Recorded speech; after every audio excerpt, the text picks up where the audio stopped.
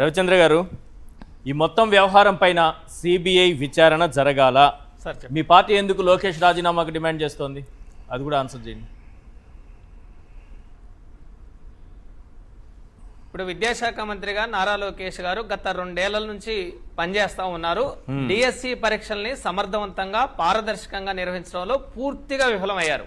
ఆయన బాధ్యతలు చేపట్టాక ప్రభుత్వ పాఠశాలలో ఈరోజు రాష్ట్ర వ్యాప్తంగా పాఠశాలలో క్వార్టర్లీ, హాఫ్ ఇయర్లీ, SAFA1 పరీక్షల దగ్గర నుంచి యూనివర్సిటీ స్థాయి BEd ఎగ్జామ్స్ వరకు పెద్ద ఎత్తున లీకేజీలు జరిగాయి, డబ్బులు చేతులు మారాయి. డిఎస్సి కూడా అతిపెద్ద భారీ స్కామ్ ఈ రాష్ట్రంలో నిరుద్యోగుల్ని తీవ్రంగా వంచింది, దగా చేశారు. కాబట్టి నారా లోకేష్ గారిని బర్తరఫ్ చేయాలని మా వైఎస్ఆర్సీపీ విద్యార్థి విభాగం తరపున మేము డిమాండ్ చేస్తా ఉన్నాం.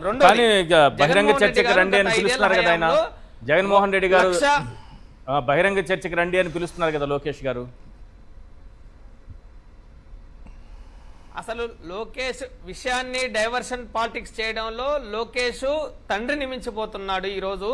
అందుకనే ఆయన బహిరంగ చర్చకి ఈ రోజు నిరుద్యోగులు, ఏ రాజకీయ పార్టీతో సంబంధం లేని నిరుద్యోగులు, డిఎస్సిలో మాకు అన్యాయం జరిగింది, మీ సెలక్షన్ లిస్టు మమ్మల్ని వెరిఫికేషన్ కి పిలిచారు, ఫైనల్ సెలక్షన్ లిస్ట్ లో మా పేరు రాలేదు, మాకు ఉద్యోగం ఎందుకు రాలేదని నిరుద్యోగులు, రాజకీయాలతో సంబంధం లేని నిరుద్యోగులు అడుగుతా ఉన్నారు. మీరు దానికి సమాధానం చెప్పండి. విషయాన్ని డైవర్ట్ చేసే విధంగా వ్యవహరిస్తా ఉన్నారు. జగన్మోహన్ రెడ్డి గారు 1,34,000 సచివాలయ ఉద్యోగాలకి 20 లక్షల మంది అభ్యర్థులు ఉద్యోగాలు రాశారు. ఎక్కడా రిమార్క్ లేకుండా పరీక్షలు నిర్వహించారు. 16,347 వాటికి 2 లక్షల మంది, 3.5 లక్షల మంది పరీక్షలు రాశారు, 1,00,000 మంది డిఎస్సి ఎగ్జామ్ రాశారు. అసలు మీ ప్రభుత్వానికి చిత్తశుద్ధి ఉంటే తెలంగాణలో డిఎస్సి నిర్వహించినప్పుడు టెట్ మార్కులు ఇచ్చారు. ఆంధ్రప్రదేశ్ ఏపీ డిఎస్సి ఎగ్జామ్ సందర్భంగా ఏపీ టెట్ పరీక్షల్ని, ఏపీ టెట్ మార్కుల్ని ఎందుకు బహిర్గతం చేయలేదు? ఇక్కడే అసలు విషయం ఉంది.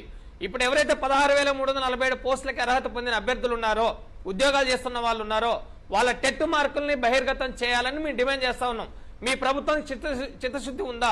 421 పోస్టులకు ఎవరైతే స్పోర్ట్స్ కోటాలో సెలెక్ట్ అయిన వాళ్ళు ఉన్నారో, పోస్టులు అమ్ముకుని ఉద్యోగాలు ఇచ్చారో, వాళ్ళు ఏ క్రీడల్లో పాల్గొన్నారు, ఏ పథకాలు వచ్చాయి, ఏ సర్టిఫికెట్లు ఉన్నాయి, బహిర్గతం చేయండి, నిరుద్యోగులకు చూపించండి.